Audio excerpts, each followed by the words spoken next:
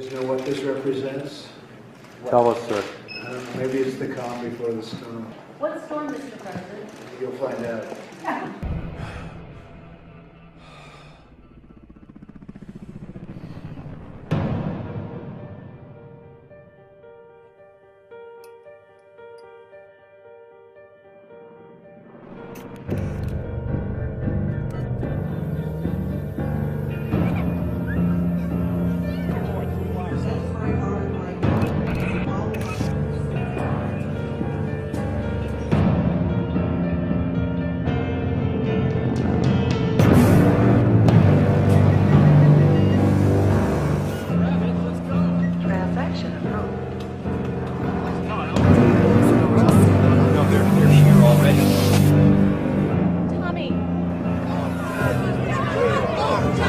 Since last night's declaration of martial law, soldiers are moving in to secure key areas in all regions. In response to UN presence in Minneapolis.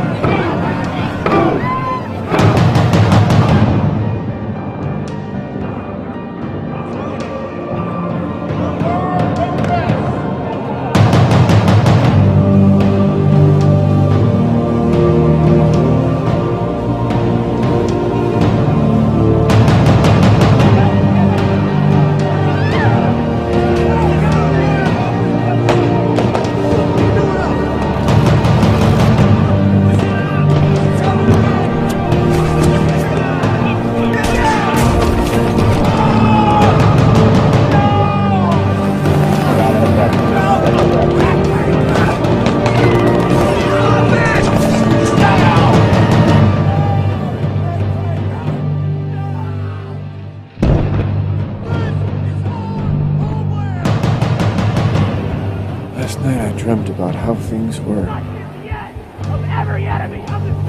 And then I woke up here.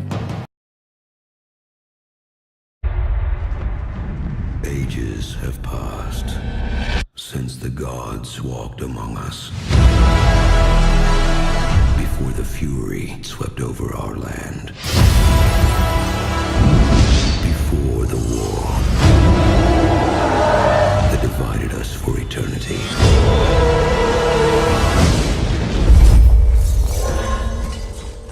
Imagine the startling proposition that the Nephilim, the giants, the mighty men of old, the gods and children of the Watchers, could somehow rise up, could somehow be reconstituted inside of a body.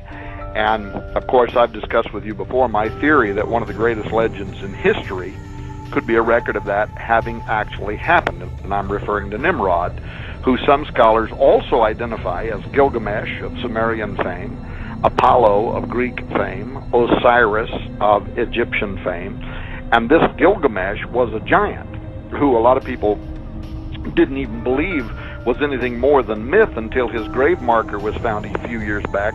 And then, according to some people, the military swooped in and took possession and control of that dig. Hey, Tom, I want to interject something. I talked to a special operations general who was there when Gilgamesh's remains, and his words were he was in a state of remarkable preservation, okay?